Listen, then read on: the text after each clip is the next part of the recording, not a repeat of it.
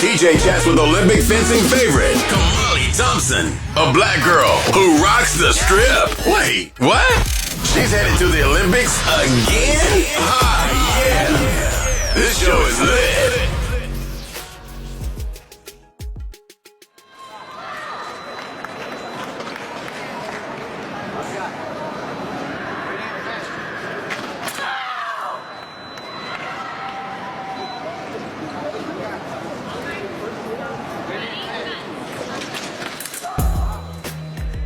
Joining us for this segment of BaySickTalk is a black girl who rocks the strip and academics. U.S. National Fencing Champion, Miss KAMALI Thompson. Welcome to the show, KAMALI. Hi, thank you for having me. What is a typical day like for KAMALI Thompson? What does it include? Well, when I was still in med school, my mornings I would wake up at around 4 in the morning. I would go to school, or my research job by 6 a.m. And then I would be there from 6 until about 4:30 in the afternoon. And then I would start the second part of my day. And then I would be at practice from about 5 to 9:30 at night.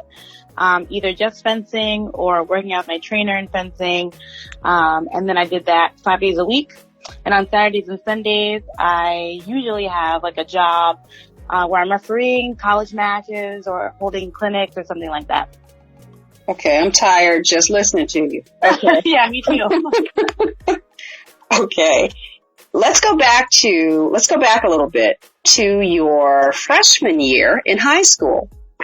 This is when you started fencing, am I correct? Yes, I started fencing my first year of high school. What sparked your interest out of everything else that you could do?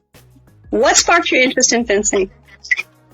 So I was actually a dancer. I was very excited to be a dancer in high school. And I was walking in our high school open house with my mom to the dance room. And we passed a cafeteria that had a fencing demonstration going on. So that sparked my mom's interest. She peeked her head in. She started speaking to the coach. And they spoke for about 15-20 minutes. And afterwards she came out and she said, "Oh, by the way, you're going to start fencing on the team in the fall." So it turns out my high school fencing coach, her daughter was a fencer at Princeton University and then ended up going to the 2012 Olympics and medaling. So she convinced my mom that it would be a really good idea for me to fence in high school to help get a scholarship into college. And after that, I didn't really have a say-so on whether I was going to keep going or not. That's a lot of prep. How intimidating is that? Yeah, so my mom's a lawyer, so there's no back and forth with arguments. When she says something, it's kind of the law.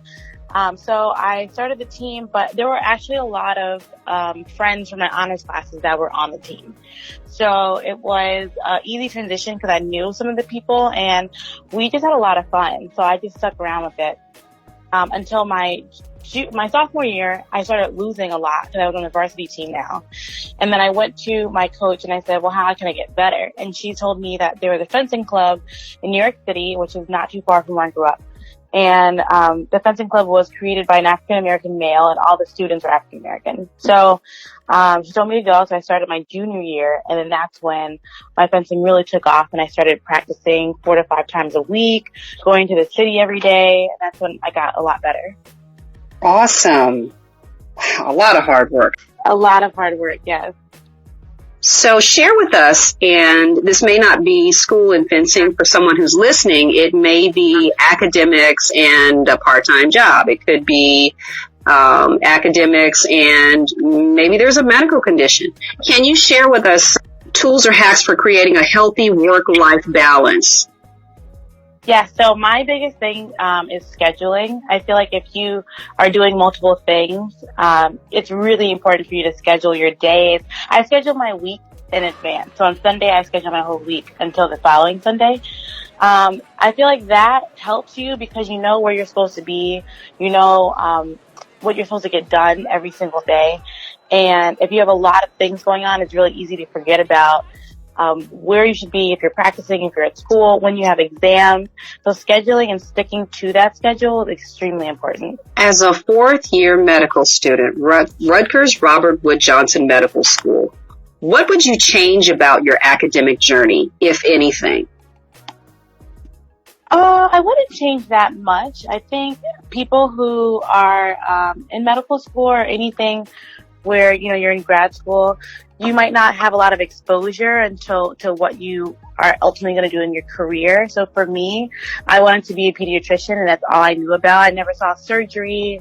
I never saw like dermatology. I never saw anything. So I didn't get introduced to orthopedic surgery until my third year of med school, which is what I now would like to go into. And I do wish I would have seen that a little earlier. So I kind of just suggest throwing yourself out there and then exploring things that you probably don't think you like, because you'll never know.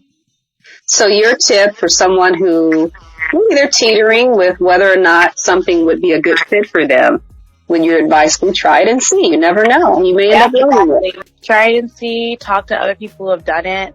And yeah, you never know. I did not think I would like surgery, and hopefully one day I'm going to be cutting into somebody's bone and putting their ACLs back. How awesome is that? How we're put together. It's the human body is very, very fascinating. Question for you, Kamali. What pressures do you feel to compete professionally in this elite sport on this level? I mainly just feel the pressure to make sure that other African Americans succeed.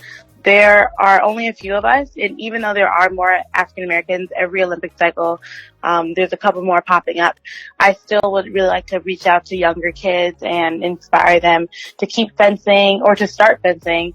And then once they have their foot in the door, keep fencing, traveling internationally. I've been to 22 countries or something like that. And that's just not the typical experience a lot of African American children have. So just keep reaching out and telling these kids that it's something that they can do. Awesome advice. I love it. So preparing for the show, we did an online poll and we took some questions. What do we ask her? What do we ask Kamali? She's coming. What do we say?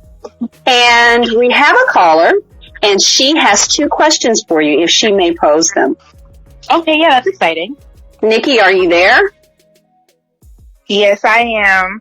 Hi, TJ Speaks. Hello, Kamali. How are you? Hi, how are you? I'm doing fantastic. It's an honor to speak to you today, actually. Oh, thank you. So I have 2 questions. For the first one being, having studied depression, what can society do to help eradicate stigmas associated with mental illness?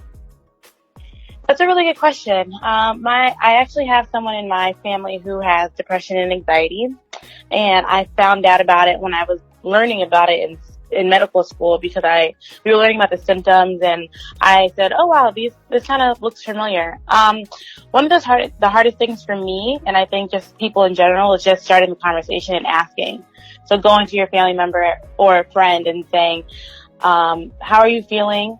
Is this major stressor really affecting your life? Do you think we should talk to someone about it?" And once you start the conversation, things get much easier. But a lot of people don't want to have the conversation either because they don't believe in mental illness or they're afraid of it. But I think that's really the first step.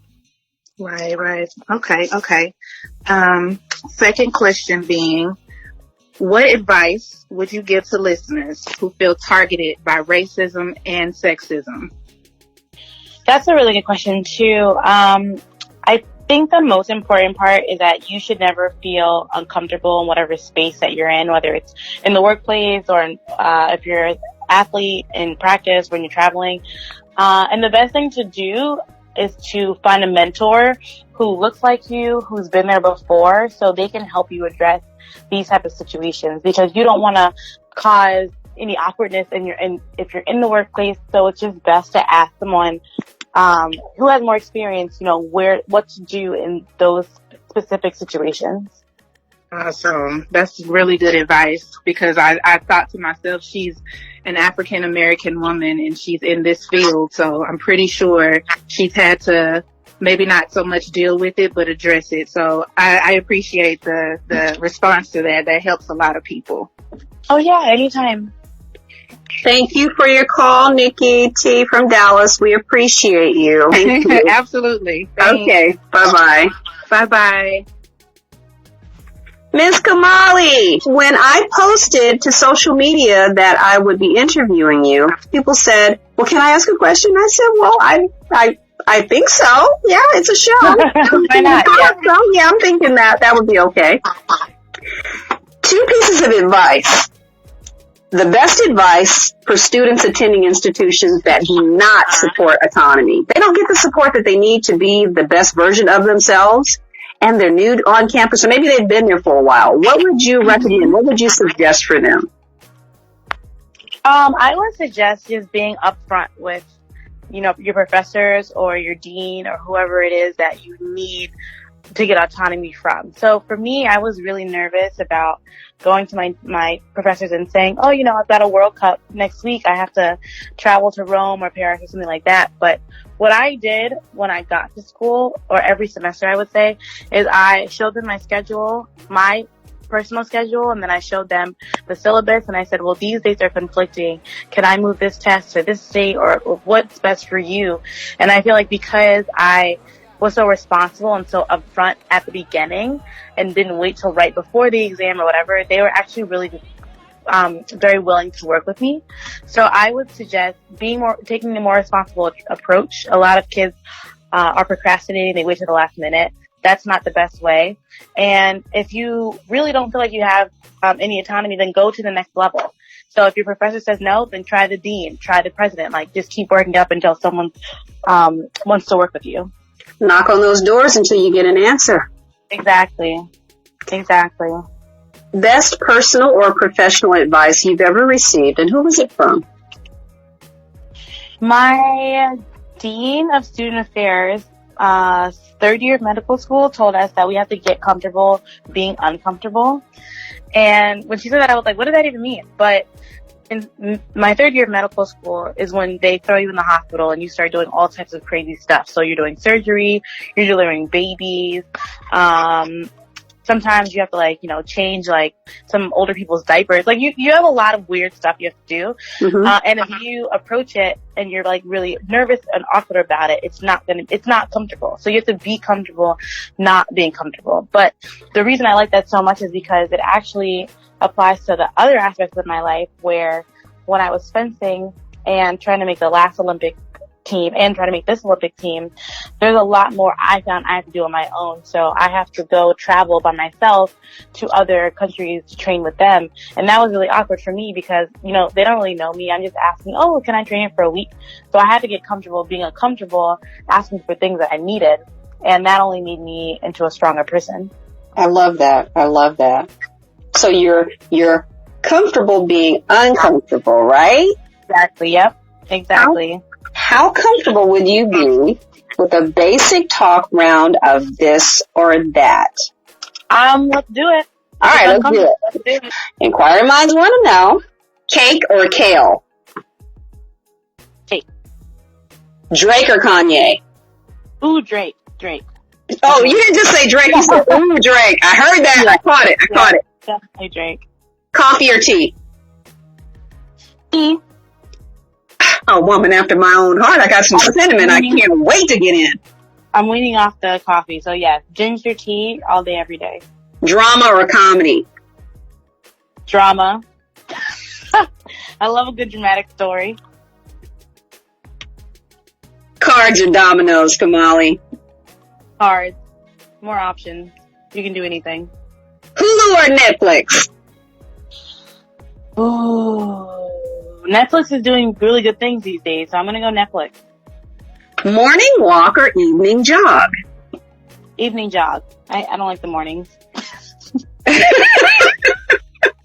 I'm not a morning person. Okay, we did not know that. It sounds like you would get up at 4 a.m. That's what it sounds like, because you got so much to do. Not because I wanted to, I just have to. So, yeah, so I much prefer, I prefer the evening. Vacay fave. Somewhere hot or somewhere cold?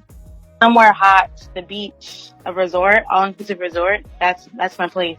And the final question, it's not a this or that, but inquiring minds want to know, who is your celebrity crush?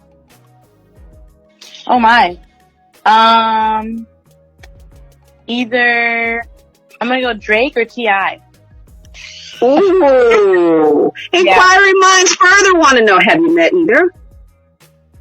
No, I have not, but I went to a Drake concert once, and he was like shouting at people in the crowd, and I was close, and he said he liked my dress, so. He was shouting at you. He was shouting at the dress. And he was very specific. That's how I know it was my dress. I was like, oh, that's nice. Yeah, very exciting. Congratulations to you, Kamali, on being a contender in the 2020 Summer Olympics in Tokyo. We are extremely, extremely proud of you. Thank you so much. Cannot tell you how much love and support you have going into the Summer Games. Is there a signature shot that we should look for, or a signature move in fencing that you have that when we're watching it, because we don't know all of the moves, but as we're watching, is there something we should be looking out for as fans? Well, I'm really good at moving on the strip, so I'm always making people miss and then going really, really fast at them. So if you see someone moving really quickly, that's probably me. There you have it for your medical student. U.S. Olympic hopeful 2020 Olympics Tokyo, Miss Kamali Thompson. Yes, thank you for having me. And lastly, I'm having a fundraiser for this season. So if anyone can go to www.KamaliThompson.com and donate, that would be great. Can you also share, Kamali, 2 of your social media handles? Yes, on Twitter, my name is Kamali_Thompson, and on Instagram, my name is Dr.Molly.Moll. Now, Drake, that does not mean slide into her DMs. Or you. That's great too. Have a good afternoon, Kamali, and thank you for your time. Thank you very much for having me. God bless and good luck. Thanks, bye. Bye-bye.